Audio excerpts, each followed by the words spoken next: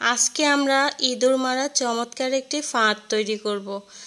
A to Z পর্যন্ত দেখাই দিব। আপনারা প্রথম থেকে লাস্ট পর্যন্ত ভিডিওটি দেখলে ইঁদুর মারা ফাঁদটা খুব সহজেই তৈরি করতে পারবেন।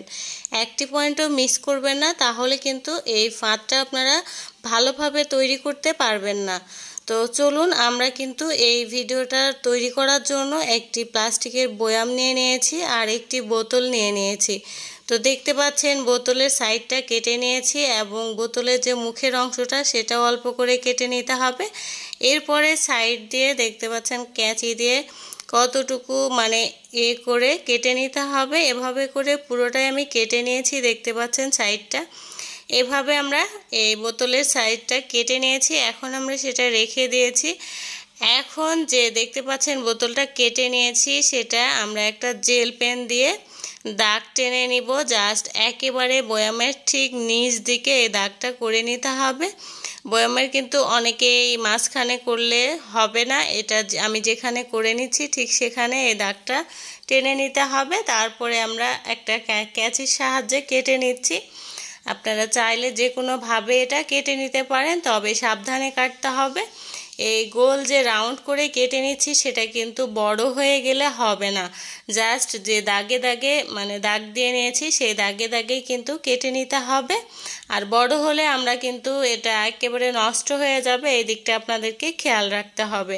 তো আমরা এই পর্যায়ে এটা কেটে নিয়েছি, দেখতে পাচ্ছেন একটু আঁকা বাঁকা হলে সেটা সমান করে নিতে হবে। এখন আমাদের লাগবে টেপ।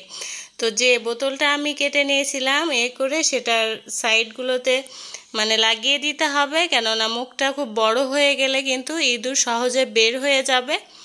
তো দেখতে পাচ্ছেন এভাবে করে টেপটা আমি লাগিয়ে নিয়েছি, মুখটা কিছুটা ছোট করে নিয়েছি। তারপরে দেখতে পাচ্ছেন এখন বয়ামের এই সামনে দিয়ে এভাবে করে এটা গেঁথে দিতে হবে সুন্দর মতো করে। গেঁথে দেওয়ার পর আমি একটা গ্লুগান নিয়েছি, গ্লুগানের সাহায্যে রাউন্ড করে এটা লাগিয়ে দিয়েছি। তো এটা যদি গ্লুগান দিয়ে লাগিয়ে দেওয়া যায় তাহলে কিন্তু অনেক মজবুত হবে। তারপর ভিতরে যে কোনো ধরনের খাবার দিতে পারেন, ইঁদুর যেসব খাবার পছন্দ করে, বিশেষ করে চাউল ভাজা, চানাচুর, তারপরে বিস্কুট, এই খাবারগুলো কিন্তু ইঁদুর অনেকটাই পছন্দ করে, যে খাবারগুলোর গন্ধ আছে সেই খাবারগুলো। তো দেখতে পাচ্ছেন আমাদের ফাঁদটা তৈরি হয়ে গেল। এভাবে করে আপনারা যেই জায়গায় ইঁদুর রয়েছে সেই জায়গায় দিয়ে রাখবেন।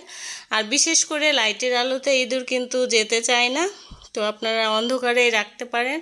এতে করে খুব সহজে ইঁদুরগুলো এভাবে প্রবেশ করবে আর কখনো বের হতে পারবে না। তো আশা করছি ভিডিওটি কেমন লাগলো অবশ্যই জানাবেন, লাইক করবেন, কমেন্ট করবেন। আর ভিডিওটি অনেক উপকারী, এজন্য সবাইকে শেয়ার করে দেখার সুযোগ করে দিবেন। এ ধরনের ভিডিও পেতে পেজটি ফলো দিয়ে রাখবেন এবং চ্যানেলটি সাবস্ক্রাইব করে পাশে থাকা ছোট্ট বেল আইকনটি অন করে দিবেন। আজকের মতো বিদায় নিচ্ছি, সবাই ভালো থাকবেন, আল্লাহ হাফেজ।